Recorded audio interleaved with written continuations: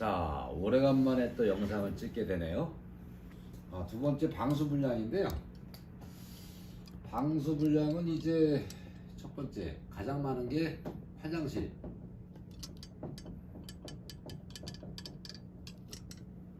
화장실 쪽에서 방수 상태가 안 좋음으로 인해 가지고 아래층으로 떨어지는 누수가 가장 많죠. 우리가 접할 수 있는 가장 흔한 누수입니다. 화장실 쪽에서도 종합유가라는 곳이 있어요. 종합유가가 뭐냐면 그 화장실 속에는 물 내려가는 그 통로가 첫 번째 욕실 내에서 쓰는 물을 받아가지고 내려가는 통로, 그걸 종합유가라고 해요. 첫 번째가 그렇고, 두 번째는 샤워 부스나 파티션이 있는 공간, 그러니까 샤워하는 공간이죠. 그쪽에 내려가는 유가가 있을 수 있고요. 통합해서 종합유가로 내려가는 것도 있고 따로따로 되어 있는 것도 있고 여러 가지 형태로 있어요. 두 번째는 그렇고, 세 번째는 세면대 같은 경우에도 이제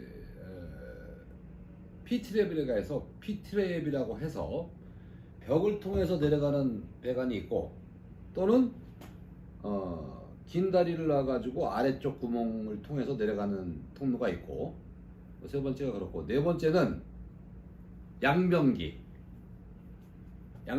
우리가 이제 그 오수 배관이라고 얘기하는데, 양변기를 통해서 내려가는 배관이 있고, 그래서 한 네 가지 정도로 요약할 수가 있겠어요. 그 중에서 가장 많은 곳이 화장실 쪽에서도 종합유가,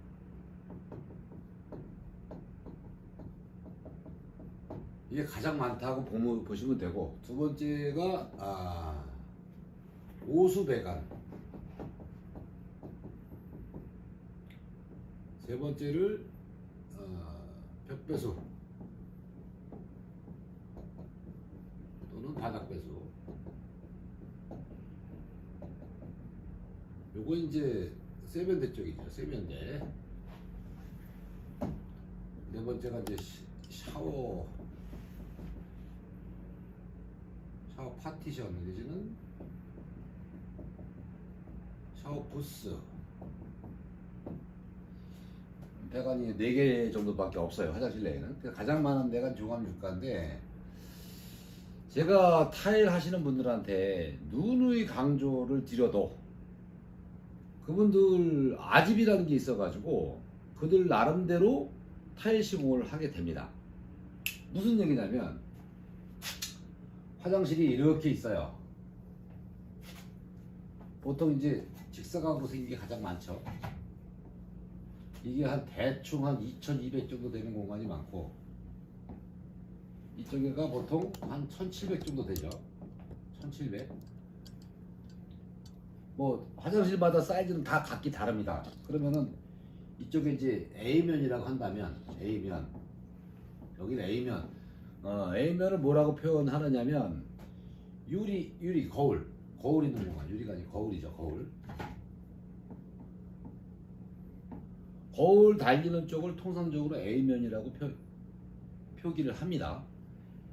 A면 쪽에 양변기가 보통 여기 달려 있고, 양변기, 그 다음에 세면기, 그 다음에 여기 샤워 공간. 일반적으로 대부분 이렇게 생겼어요. 그러면 종합유가가 어느 정도에 형성이 되느냐? 보통 이 정도쯤이면은 종합유가가 설치가 돼요. 종합유가. 그래서 타일 시공을 할 때 벽을 붙이고 나서 바닥 시공을 하는데, 먼저 슬라브 위에다가 방수를 먼저 하죠. 먼저 방수층 아래에 수도 배관이 설치가 되겠죠. 그 위에 수도 배관 그 위층에 방수층이 형성이 됩니다. 방수층 위에 타일 업자분들께서 얘기하는 쭈꾸미, 그러니까 쭈꾸미가 뭐냐면 물 구배를 잡는 거를 쭈꾸미 잡는다라고 표현을 하더라고요.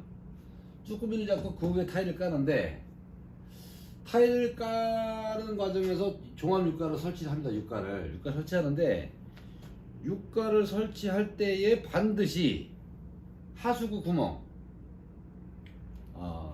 잠깐만요. 하수구 한번 가져. 배관. 육가하고.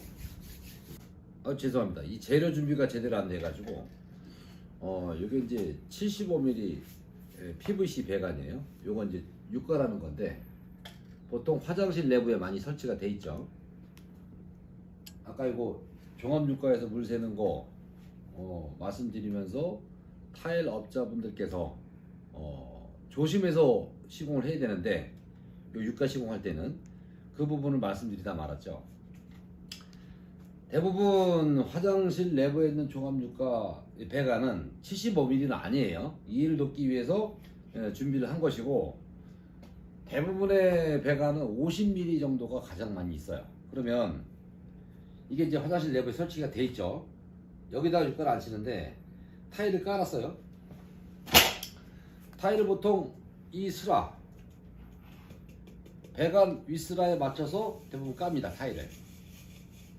신축 현장 같은 경우에는 배관이 타일보다 이렇게 많이 올라와 있죠. 그리고 타일 까시는 분이 시공하시는 분이 여기를 1대1 면으로 딱 날려가지고 바닥면하고 배관하고 1대1 딱 날린 다음에 커트 시킨 다음에 이것을 육가를 갖다가 안 치죠. 안 칠 때 이 동그란 부분이 이 배관에 가서 들어가서 맞게끔 돼 있어요. 이렇게 딱 맞게끔 돼 있어요. 이렇게 시공하는 겁니다. 이렇게 시공하면 아무런 문제가 될 게 없어요. 이 여기를 통해서 물이 새는 경우는 아예 발생하지 않습니다. 여기서는. 그런데 문제는 뭐냐? 화장실 리모델링을 할 경우에 물론 바닥을 철거하고 나서 타일 시공을 하는 세대들도 많이 있겠지만 제가 아는 범주 내에서는 바닥을 철거하지 않고 기존의 타일인데다가 덧방을 치고 또 덧방 친 곳에 또 덧방을 치고 그런 현장들을 제가 워낙에 많이 봤습니다. 그러면 처음 시공할 때 당시에는 타일면이 이 하수도 배관하고 1대1로 딱 맞아 있는데 그 위에다 덧방을 칠 경우에는 타일이 이 배관 윗슬라보다 계속 올라옵니다. 이렇게 일절씩 이렇게 올라와요. 쭉쭉 올라옵니다. 그러면 육가를 안 칠 때 예전에 처음 시공할 때 당시에는 이 하수도 배관하고 배관 속에 육가 쏙 들어가서 시공이 됐겠지만 타일면이 올라옴으로 인해 가지고 이렇게 뜨는 거죠. 이렇게 육가가 뜹니다.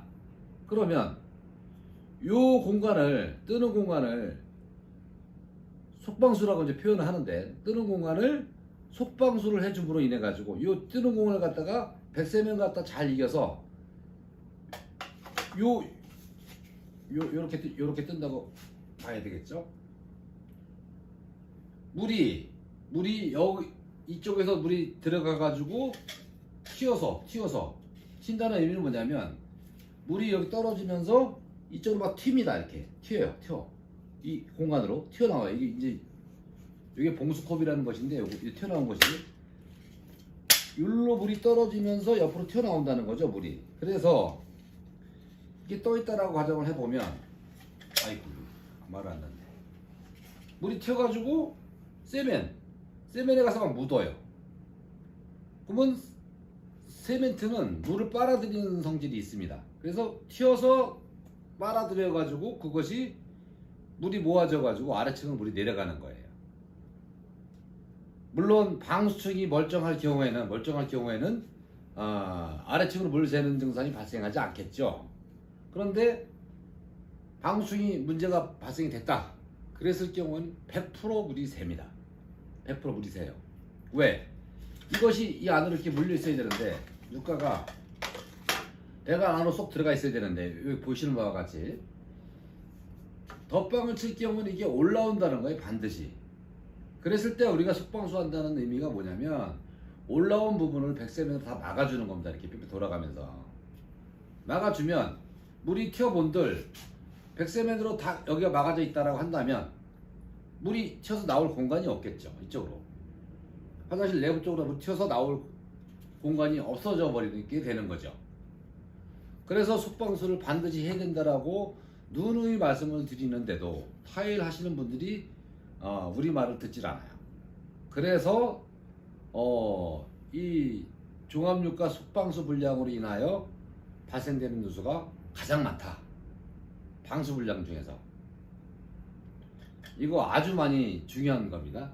타일 하시는 분들한테 이 영상을 보신 분들은 반드시 이 속방수를 해달라고 요청을 하셔야만 됩니다.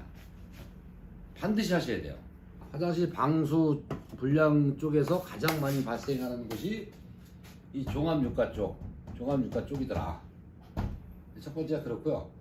화장실 방수 불량 쪽에서 두 번째는 이제 오수배관. 종합유가 쪽 속방수를 하는 것이 상당히 중요하다고 한다면 이 오수배관도 마찬가지입니다. 오수배관은 통상적으로 100mm PVC 파이프로 되어 있어요. 100mm PVC 파이프에 이게 이제 프렌즈라는 것인데 이건 이제 100mm짜리지만 이건 75mm짜리인데 이게 이 안에 가서 딱 막 들어가서 맞게끔 되어 있어요. 이 프렌지 이 부분이 이 안에 들어가 딱 맞았을 경우에는 아무런 문제가 안 됩니다.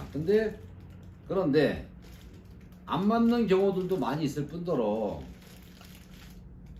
이 양변기를 안 치는 과정에서 바킹이 여기에 가서 동그랗게 딱 정확하게 눌려야 돼요. 이렇게. 그래서 양변기에서 내려온 물이 여기를 통해서 이게 내려가게 되는 건데 이 바킹이 온전하게만 제대로 여기 위치에 있고 양변기가 제대로 정확하게 딱 꽂혀 있다라고 한다면 물 셀 일이 없겠죠. 왜? 바킹이 완벽하게 물을 내려오는 물을 잡아주고 거기에다가 요것이 이 후렌지 아랫부분이 이 배관 이거는 이제 75mm짜리고 100mm짜리는 이 후렌지 아랫부분이 이 아래가 딱 정확하게 물립니다. 정확하게 내려가서 물린다라고 한다면 물이 셀 곳이 없어요. 그런데 일을 진행하다 보면 이게 잘못 물리는 부분들이 있어요. 양변기를 안 치다가 양변기가 좀 뚝딱하게 됐다든지 쓰는 과정에서 흔들렸다든지 여러 가지 이유가 있겠죠. 그래서 양변기에서 내려온 물이 온전하게 이곳을 통해서 내려가는 것이 아니고 이 주위로 다 좀 새 나오는 경우들이 꽤 많이 발생을 하더라고요. 그러면 물이 좀 나왔다라고 가정을 해보자 이거죠. 그랬을 때 이 배관 주위에 속방수가 깔끔하게 돼 있다라고 한다면 여기를 통해서 배관이 아닌 이 주위를 통해서 물이 내려가는 경우는 없을 겁니다 아마도. 그런데 양변기를 뜯어내고 살펴보게 되면 이 안에 백세면으로 깔끔하게 처리가 돼 있어야 되는 부분인데 그게 안 돼 있는 게 너무나 많더라 이거죠. 그랬을 경우에 이 오수배관 쪽에서 누수가 발생하더라. 그거는 이제 우리가 어떻게 식별을 하느냐면 아래층에 가서 화장실 천정 점검구를 열고 부속 쪽에서 누수가 발생한 것이냐 아니면 이 PVC 배관하고 배관 물려있는 천장에 물려있는 콘크리트가 있겠죠. 슬라브층하고 이 배관하고 사이에서 물이 나오느냐 그에 따라서 오수배관 쪽 방수 물량이냐 아니면 하수도 DRF 부속 누수냐를 판단하게 됩니다. 그런데 물론 DRF 부속 쪽에서 누수가 발생하는 경우들도 많이 있지만 이 PVC 배관하고 콘크리트하고 사이에서 누수가 발생하는 경우도 상당히 많더라 이거예요. 그랬을 경우에는 위에서 양변기를 시공할 때 당시에 속방수를 제대로 진행하지 않았다. 아주 이것 또한 상당히 중요한 겁니다. 그래서 양변기를 시공할 때 같은 경우에도 반드시 속방수를 잘 진행해 줘야만 된다. 세 번째는 이죠 벽배수 바닥배수. 그쪽은 뭐 첫 번째나 두 번째 조항보다는 많지 않기는 해요.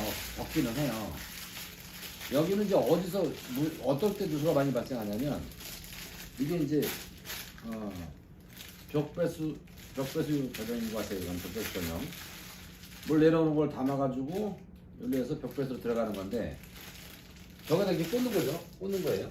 근데 이게 이제 기존에 설치되어 있는 거예요. 이게 기존에 여기 이제 프레임 나오는 거에 설치되어 있는 건데 저 같은 경우에는 이거를 빼버리는 경우도 있고 여기다 덧방을 해가지고 이 부들부들한 고무 바킹을 끼워서 실리콘 처리를 한 다음에 여기다 박아주면 끼워주면 제대로 유격만 생기지 않는다고 한다면 물이 셀 가능성이 거의 없겠죠. 그런데 여기 시공이 잘못됨으로 인해 가지고 이 벽배수 쪽에서 벽배수나 바닥배수 쪽에서 물 새는 경우들이 있더라. 세 번째로 더 많은 경우고요. 샤워 파티션 쪽에 있는 육가도 마찬가지입니다. 첫 번째 하고 마찬가지예요. 여기에도 이제 종합 육가 플러스 샤워 부스 안쪽에 육가가 설치되는 경우가 있는데 여기에도 속방수를 잘 진행해 줘야 된다는 거. 그래서 화장실 방수 분량은 이 네 가지 정도로 요약할 수 있겠습니다. 그렇지. 줄눈도 있죠. 줄눈. 다섯 번째가 줄눈. 줄눈은 뭐냐면 타일이 이런 식으로 타일이 시공이 되는데 타일하고 타일 사이에 줄눈이라는 걸 집어넣습니다. 줄눈. 하얀 것도 있고 회색깔도 있고 뭐 몇 가지 종류가 있죠. 검은 것도 있고 줄눈을 이렇게 줄눈을 이렇게 시공을 하는데 사용을 하는 중에 줄눈이 떨어지는 경우들이 발생을 해요. 줄눈이. 그러면 이 줄눈도 물이 아래쪽으로 내려가지 않게끔 방지하는 역할을 하는데 줄눈이 떨어졌을 경우에는 물이 아래로 그대로 타일 아래쪽으로 바로 내려가겠죠. 그럼 타일 아래쪽에는 쭈꾸미층이 있어요. 쭈꾸미층 그냥 세면입니다. 그냥 날세면이에요. 대부분 그 날세면 또는 모래로다 쭈꾸미를 잡죠. 거기를 그대로 통과해서 방수층에 문제가 생겼다라고 가정하면 그 물은 반드시 아래층으로 바로 내려가게끔 돼 있어요. 그래서 이제 화장실 방수 분량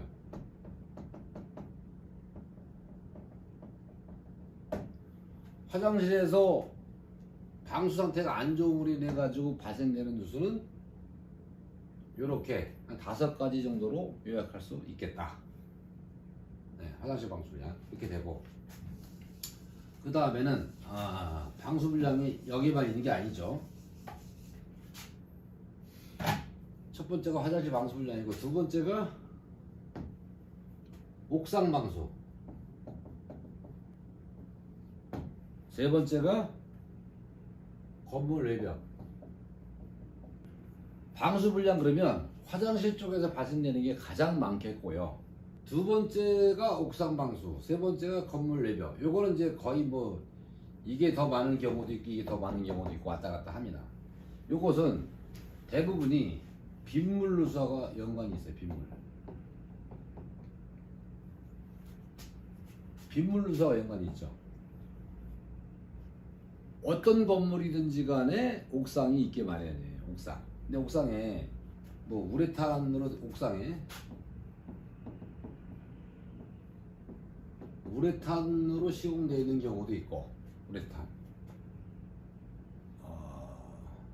그리고 뭐 샌드위치 판넬 종류죠. 지붕. 샌드위치 판넬 종류로 시공되어 있는 경우도 있고 칼라강판.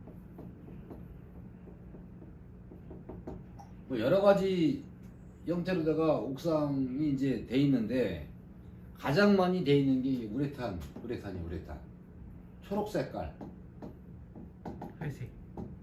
회색깔, 뭐 청색깔도 있고 여러 가지가 있는데 초록 색깔하고 회색이 가장 많죠. 우레탄이. 근데 이 우레탄이 영구적인 제품이 아닙니다. 처음 건물 지을 때 한번 시공해 놨다라고 해서 영구적으로 가는 게 아니에요. 우레탄이. 제가 우레탄 시공을 직접 진행하지는 않습니다만은 그 진행하시는 분들 말에 의하면 전문가 집단 말에 의하면 우레탄이 보통 5년에서 10년 정도 간다라고 합니다. 5년에서 10년. 근데 이제 오래된 건물들 같은 경우에는 대부분 10년이 넘는 건물들이 많겠죠. 그러면 정기적으로 우레탄 공사를 한 번씩 해줘야 되는데 우레탄 공사를 아예 안 해주는 건물들도 많이 있고 또 시공 당시 우리 시공 당시에 뭐 하도, 중도, 상도 이게 이제 시공 자재입니다. 자재 이름인데 하도, 중도, 상도를 물론 이제 하도를 바르기 전에 하도 시공을 하기 전에 그 바닥을 갈아내는 장비가 있어요. 장비 이름이 갑자기 생각이 안 나는데 갈아내는 장비가 있어요. 잘 바닥을 갈아내고 먼지를 잘 청소를 한다, 깨끗하게 청소를 한 다음에 하도를 한두 번, 보통 2회 정도 발라주면 좋다라고 얘기들 하시더라고요. 2회 정도 시공한 다음에 중도, 상도를 제대로 시공을 해야 되는데 업자분들이 이것을 뭐 너무나 얇게 바른다든지 시공을 좀 불량하게 하는 경우들이 있는 모양이더라고요. 그러므로 인해 가지고 5년도 못 가는 것도 제가 목격을 했습니다. 5년도 안 됐는데 다시 누수가 발생하더라. 올라가 보면 콘크리트를 잘 갈아내고 나서 하도, 중도, 상도를 착실하게 잘 발랐다라고 한다면 콘크리트가 보이면 안 되는데 콘크리트가 그냥 보이는 현장들도 제가 많이 목격을 했어요. 그건 잘못 시공된 거죠. 그런 것들은 누수가 발생될 가능성이 많습니다. 1년밖에 안 됐는데도 콘크리트가 다 보여요. 이 우레탄 공사를 했음에도 불구하고 그런 거는 하자 공사가 되겠죠. 그러니까 업자 선택도 잘 하셔야 됩니다. 그 단가만 중요한 게 아니고 단가 싸다고 해서 무조건 업자 선택했다가 1년도 안 돼가지고 하자 보수도 안 해주고 계속 물이 샌다라고 한다면 헛돈을 쓰는 거가 되니까 업자 선택하는 것도 상당히 중요합니다.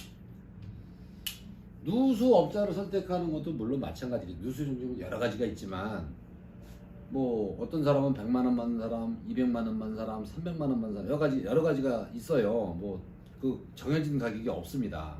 근데 무조건 싼 거로만 업자 가격을 싼 거로만 선택을 했는데 그게 계속 하자가 발생해가지고 누수가 계속 발생한다라고 한다면 싼 게 비지떡이라는 말이 있겠죠.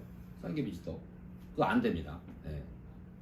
그리고 또 그런 사람들의 특징이 AS를 안 해줍니다. AS를 해주면 다행인데 AS를 해줄 마음이면 견적을 이렇게 싸게 두지도 않겠죠. 당연히 자기가 예를 들어서 300만 원이 적정가인데 어느 업자가 보더라도 뭐 한 150만 원이나 200만 원 했어요. 공사를 딸 목적으로 엄청나게 싸게 공사를 한 거죠. 그럼 그 사람도 남는 게 별로 없을 겁니다. 아마도. 근데 AS 해달라 그러면 AS를 해줄 생각이 안 나겠죠. 그 업자 입장에서도.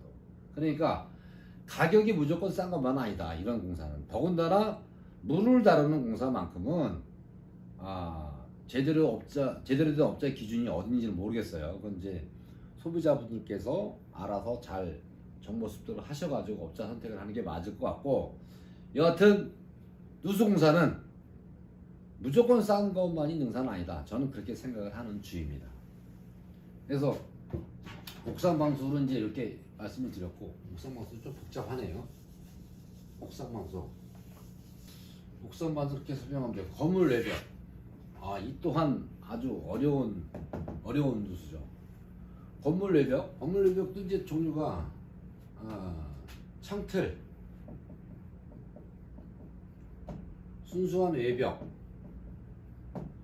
두 가지를 볼 수 있겠죠. 그런데 제 경험으로 미뤄보아 외벽에서 누수가 발생하는 경우도 많이 있지만 이 창틀 코킨 상태가 안 좋음으로 인해 가지고 발생되는 누수를 가장 많이 봤어요. 건물 외벽 중에서. 코킨이라는 게 뭐냐면 이게 창틀이에요. 이게 창문입니다. 창문. 그러면 이 창틀 아랫부분하고 이 창 만나는 부분하고 외부 쪽에 보게 되면 여기를 실리콘을 갖다가 외장 실리콘이 있어요. 외장 실리콘 갖다가 두껍게 해가지고, 물론 이제 쏘기 전에 이렇게 깨끗하게 청소를 해야 되겠죠. 깔끔하게 잘 마감을 지어야 되는데, 물론 이제 마감이 잘 됐음에도 불구하고 시간이 많이 흘러가면서 뭐 비도 오고 막 햇빛 비치고 하다 보면 실리콘이 들뜨는 경우가 있어요. 이 공간이 들뜨는 경우가 있어요. 들뜨게 되면 그걸 물이 반드시 들어갑니다. 물이 들어가면 이 안에는 허정이에요. 허정. 아무것도 없어요. 물론 제가 뭐 창문을 시공하는 업자는 아니지만 그들 전문가들의 말에 의하면 이 창틀 내부에도 물이 아래쪽으로 내려가지 않게끔 방수 작업을 진행해야 된다라고 한답니다. 전문가들 말에 의하면 제가 이거 뜯어보지는 않았어요, 한 번도. 근데 대부분 업자들이 그 작업을 생략을 하고 그냥 허정인 그 공간에다가 창틀을 안 치고 거기다가 창을 올리고 실리콘 처리를 하는데, 창틀하고 이 건물 쪽하고 사이에 이제 실리콘 처리를 하겠죠. 그 실리콘이 뭐 한 30년 40년 가면 좋은데 그렇지 않은 경우가 많더라 이거죠. 그러면 실리콘이라고 하는 거는 물론 많이 오래 가는 경우도 있을 수 있겠지만, 그것이 이제 비 오고 햇빛 비치고 하다 보면 그게 들뜨는 경우들이 많더라 이거죠. 그래서 창틀 코킹 상태가 안 좋으면 아래층으로 물 새는 경우들이 많더라. 그리고 건물 외벽 쪽에서 창틀이 많은 부분을 차지하더라. 그렇게 되고, 건물 외벽은 그야말로 외벽이죠. 어디에서 물이 새는지를 알 수가 없어요. 알기가 참 난해합니다. 저 같은 경우에는 상황에 따라서 물 흘리기 테스트를 통해 가지고 누수 위치를 잡아내기도 하지만, 정확한 누수 위치를 잡아내기가 너무 난해한 관계로 저 같은 경우에는 웬만하면 이 건물 외벽 누수라든지 이 옥상 방수 이런 거는 잘 진행을 안 하고 있어요.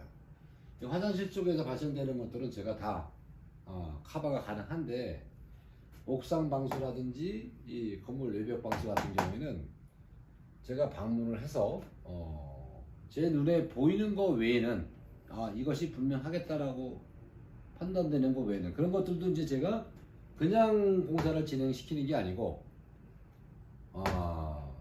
제 나름대로 테스트하는 방법들이 있어요. 여기서 원인 제공을 해가지고 물이 샌다 라고 하는 것이 확실하게 눈에 보일 때에만 이 두 가지는 진행을 합니다. 대부분은 진행 안 할 경우가 더 많아요. 그래서 이제 첫 번째 화장실 방수 불량, 두 번째 옥상 방수 불량, 세 번째 건물 외벽, 세 가지 말씀드렸는데, 누수의 종류 중에서 큰 타이틀 누수의 종류 중에서 수도배관 두 번째가 방수 불량인데, 방수 불량은 이렇게 세 가지 정도로 요약할 수 있겠다. 방수 불량은 세 가지 중에 하나 대부분 들어갑니다. 방수 불량은 이 중에 대부분 다 있어요. 그래서 이번 시간에는 방수 불량 이런 정도로 요약을 하고 마무리를 하도록 하겠습니다. 끝.